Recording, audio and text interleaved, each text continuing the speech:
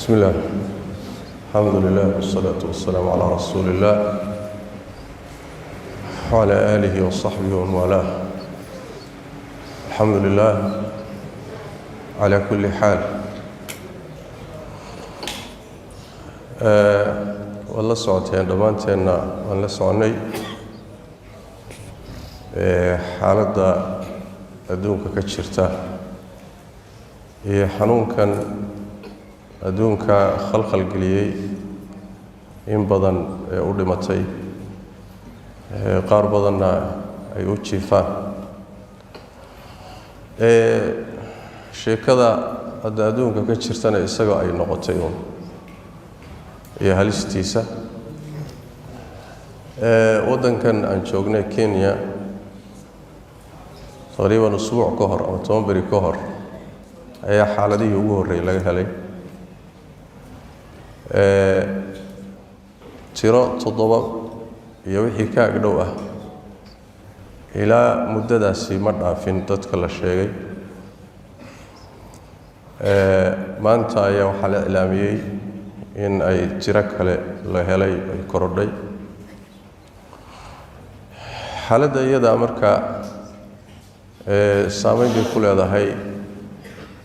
نلاشى جود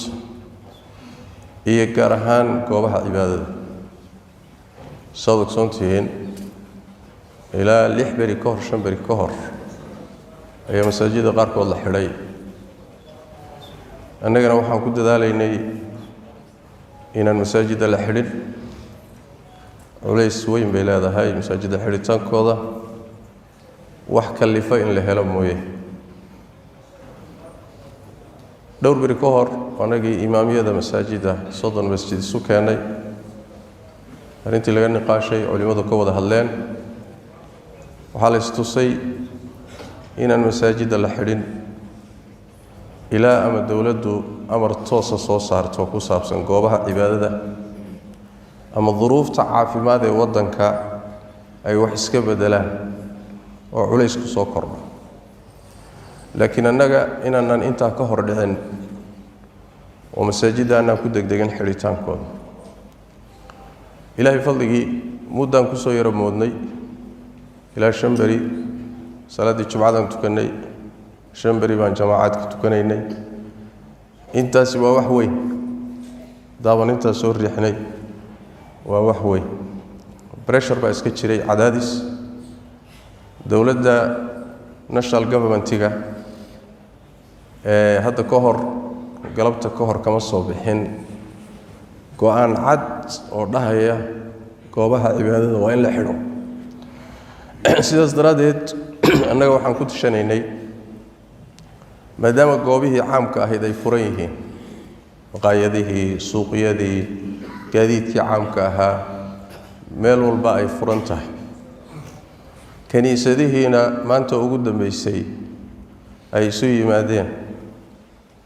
dowladdiina ayna soo saarin warcad oo xidhitaanka masaajid iyo goobaha cibaadada ah inaan ka hormarno degdegno annaga aan masaajidii sii xidhno arrintaasi waxay arrintan ka dagaalamayeen bareesharka faraha badan runtiina lagu haystay isbedel baa yimid ma aha inaan garowsan laanahay xanuunkan iyo dhibku caalamka ku hayo ma aha inaan macluumaadnaan la hayso oo la soconaa xanuunkan iyo khatartiisa iyo sidoo u faafayo ee bini aadamka dhibku u geystay ma aha inaan dadka caafimaadkooda iyo naftooda aanan danaynaynin sida dadka qaarkood u dhigayaan ma aha cid walba anaga ka danayn badan dadka caafimaadkooda iyo noloshooda laakiin waxaa aad iyo aad u cuslayd iyadoo duruuf kalifta la helin مساجد إلهي اللي عبادة السنة يحد هوشها ساعسليت هذا ما يعلسته هسكر لي وزيرك عافماتك كل يسأل الله وصعته مع ما قلبته هاللي وحوش شيء حالته تضبي هايين ما أنت سديد حالة ودن كسكر لي سديد حالنا حي ضد كلو يلسي حريرين يحيال بدن بحشرين ilaa dad badanna baadhis baa lagu hayaa buu sheegay inta macluumaad markuu ku bixiyey amar wuxuu ku bixiyey laazim ah oon khiyaar ka furayn in goobaha cibaadada la xidho gaar ahaan wuxuu af ku dhuftay masaajida iyo kaniisadaha ma furnaan karaan amarkaas waa amar dowladeed waana awood aanan annaga khiyaar nooga furayn masaajidana ma sii furnaan karaan dowladda amarkeeda ha laga hortago oo ha lagu booqo oo ha la jabiyo oo ha la caaridana ma qabno laakiin keliya inaan mas-uuliyaddii eedda iska leexinno oo ilaahay hortiisa maalinta qiyaamada aan la dhihin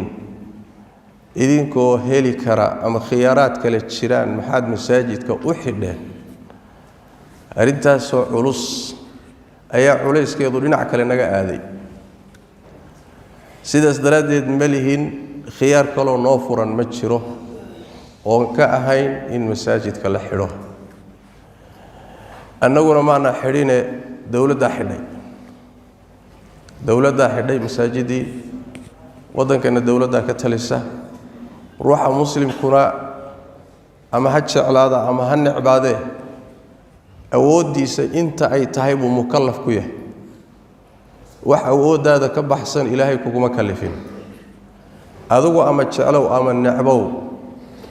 laakiin amarkan waa amar dowladeed waana in sidiisaas loo qaato waay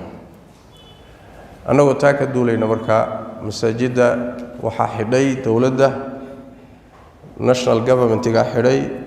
wasiirkaa ku dhawaaqay almuhim waxa weeye amarkaasaa jira sidaasayna u jiraan masaajidkuna laga bilaabo xilligan maalin ay tahay axad ah habeen isniin soo gashay masaajidku sidaasay dowladdu ku xidhay masaajidii waddanka ku taalay oo dhanna sidaasay ku xidhay kaniisadihii baa la mid ah goobihii caamkeen hadda ka hadlayay baa la mid ah hadda marka waxa weeyaan warku saas ku cadiyay intaa wixii ka dambeeya waxaan idin siinayaa talooyin yar guryaha lagu tukan guryaha marka lagu tukanayana waxaan rajaynayaa insha allahu tacaala ajirkii aan ka heli lahayn masaajidda salaadooda inaynu guryaha ku helayno insha allahu tacaala waxaa yeelay nabigeenna waxaa ka sugan sal alla alay wasalam axaadiis badan oo tilmaamaysa haddii ruuxa muslimka cibaado uu lahaan jiray cibaadadiina ay u diiddo duruuf ka xoog badan caafimaad ama safar ama duruufta u diiddo nebigu wuxuu yidhi sal alla alay wasalam waxaa loo qorayaa ajirkii sidii isagoo sameeyey oo kale marka waxaan rajaynayaa in ilaahay agtiisa aan ka helno ajirka innagoo jamaaco ku tukannay oo kale ajirkeeda khaasatan qalbigeennu aad buu u jecel yahay in muxuu ahaye jamaacadii iyo masaajiddii noo sii socoto taa marka waxa weeye guryaha laysaga tukan iyo meelihii kale jaanis loo helo ilaahayna tabaaraka wa tacaala ajirkeenna inuu inoo dhammaystiraan rajaynayna biidn illahi tabaaraka wa tacaala qodobka kale jumcada haddii la gaadho masaajidana aan la furin oy saa u xidhnaadaan duhur baad tukanaysaan 4 ragcadood ayaad tukanaysaan meelihiinaasaad ku tukanaysaan maadaama isuimaadkii iyo khudbadii iyo jumcadii suroobi weyday fuqahada badankood say qabaan duhur baa bedel ka ah marka taana duhur baad iska tukanaysaan insha allahu tacaala qodobka saddexaad waxa weeyaan masaajid dhismihiisa inoo socday meelaha ay masaajidka dhismihiisu wax ka soo galayeenna waxaa ka mid ahaa jamaacada iyo masaajidka la imaanayo iyo waxa aad bixinaysaan waxaan markaa idinka rajaynaynaa insha allahu tacaala sadaqadii hagoynina maxaa yeele masaa'ibtani markay timaado waxyaalaha ilaahay loogu dhowaaday masaa'ibta lagu qaado sadaqadaa ka mid khaasatan gurigiisa lagu dhisayo marka sadaqadii hagoynina waxaad qaadataan embeesada iyo tiil numberka masaajidka bangiyadiisa halkaa insha allahu tacaala soo isticmaala maalin walba wixii aad bixin jirteen 100 shilin 50 shilin 20 masaajidka dhismihiisa insha Allah ta'ala suusan nooga kala goyn haddana sii sagootiya soo salaad cashamayna ku sagootiya haddana sanduuqa sii sagootiya insha Allah ta'ala ilaahay ha idin barakeeyo inta waxaan ku darayaa oo ku gabagabeynayaa muxuu ahaayay aadaanka masaajidka insha Allah ta'ala waa ka bixi doonaa laana aadaanka waxa loogu talagalay salaada dadka waqtiga inuu galay in lagu ogeysiyo hadii jamaaca la heliyo hadaan la helinba xataa ruuxa kaligiiya baadiyaha jooga uu aadaama oo shariicadu aadaanka waa u ogolsay maadaama marka dadkii in waqtiga galay aadaanku yahay muhiimadiisa masaajida aadaanku waa ka jiri doonaa insha Allah ta'ala marka Allah idin barakeeyo waxaan ku khatimayaa ducadii inooga socotay masaajida iyo cudurkan iyo masaa'ibta iyo aafada ducadiina yaa la halmaamin ducadii yaa la halmaamino salaadaha iyo si gooniya iyo habeenkii iyo xilli walba dadka loo duceeyo insha Allah ta'ala inaguna aan ducaysano ilaahay tabaaraka wa ta'ala inuu inaga badbaadiyo ummadana ka badbaadiyo ilaahayna tabaaraka wa ta'ala inaga samata bixiyo ramadaankii baa soo dhow oo bil baa ka laaban ilaahay waxaan ka baryaynaa in uusan xanuunkan iyo masaajida inaga xidhan inaysan ramadaan inagu gaadhin oo ilaahay tabaaraka wa ta'ala waqti fudud iyo si fudud masaajida dib inay u furanto ilaahay inoo suurta geliyo ilaahay tabaaraka wa ta'ala dalka iyo dadka iyo ummadda guud ba ilaahay tabaaraka wa ta'ala xanuunka Allah ka badbaadiyo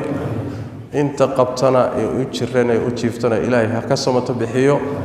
inta ka nabad qabsan ee aan ku dhacina ilaahay tabaaraka wa ta'ala ha ka badbaadiyo ilaahayna masaa'ibta soo socota ilaahay tabaaraka wa ta'ala hayna garamariyo ilaahay ajir haynaga siiyo cibaadaadka aan masaajida ku oogeynay oo inaga xidhantayna badal khayr qaba Allah inaga siiyo ilaahayna tabaaraka wa ta'ala meel aan joogno caafimaad iyo caafi Allah inagu siiyo aad baad u mahadsantihiin jazakumullahu khayran sidaas iyo maca salaamati Allah wa xifdhi wasalaamu calaykum wa rahmatullahi wa barakaatuh